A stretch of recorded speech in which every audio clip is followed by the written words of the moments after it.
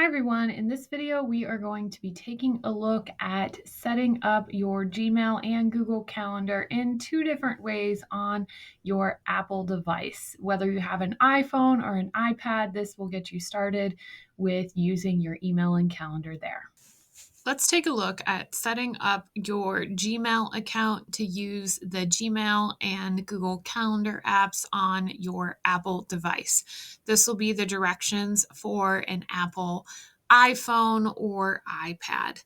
Now, keep in mind, if you're doing this, you will need a device that does update enough to get the most up-to-date mail and calendar apps. You have two options when you're working with Apple. You can use the default mail app and calendar app that Apple provides. You may already have other personal accounts coming into these apps and just want to sync everything together. You can also set it up so that your school account remains entirely separate using the Gmail and Google Calendar app.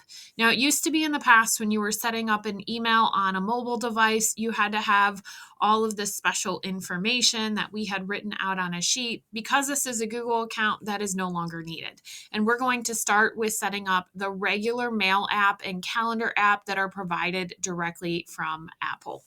To do this, we're going to first tap on the settings gear and scroll all the way down until you see passwords and accounts. Once you're here, you're going to want to select add account and then this time choose Google. All that is needed in order to get set up this way is your full email address along with your password. We're going to type in our email address, making sure we have the @olmsted.org on the end of it. That is really important, or this will not work. You're going to follow that with entering your password. Once you've done that, you will want to make sure that you have the switches toggled on for mail and calendars. You may want to toggle on the switch for contacts if that would be useful to you. Notes are not needed as this is not an Apple account. I'm going to select save. Once that account is added, I am now ready to use the mail app and the calendar app in my Apple device. Once I've done that, I'm going to tap on mail and notice that my mailbox is loaded. I'm going to tap back to mailbox and I can see where I can navigate through the various folders that I already have in my Gmail account and switch between various mailboxes that I may have set up in my Apple Mail account.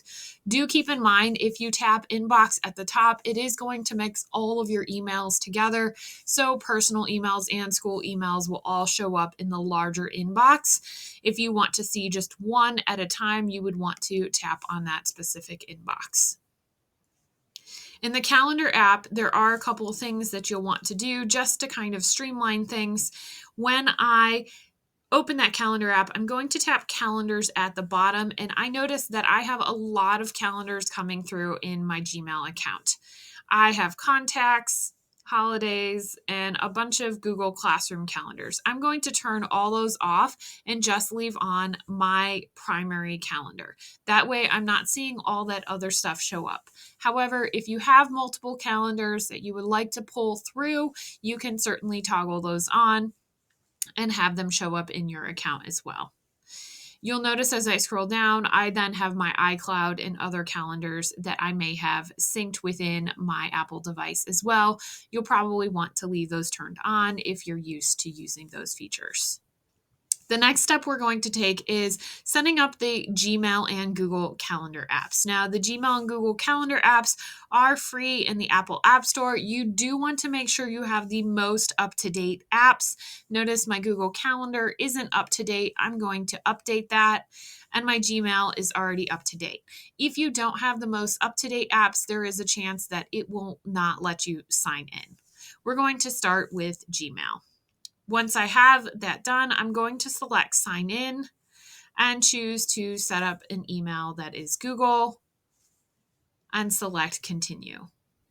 It may not even prompt you to choose how to set it up. It may just prompt you for that email address and you can go ahead and sign in with that email address. Do keep in mind, again, you need that @olmsted.org on the end of it.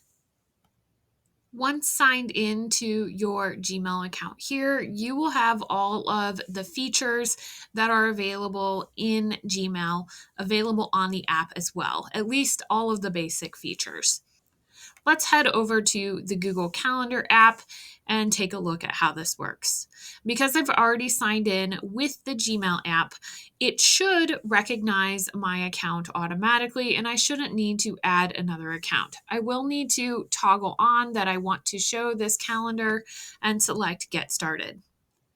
Do keep in mind, I strongly suggest that you only set up Calendar and Gmail through one of these options. That way, you avoid any type of communication confusion that might happen between your various inboxes.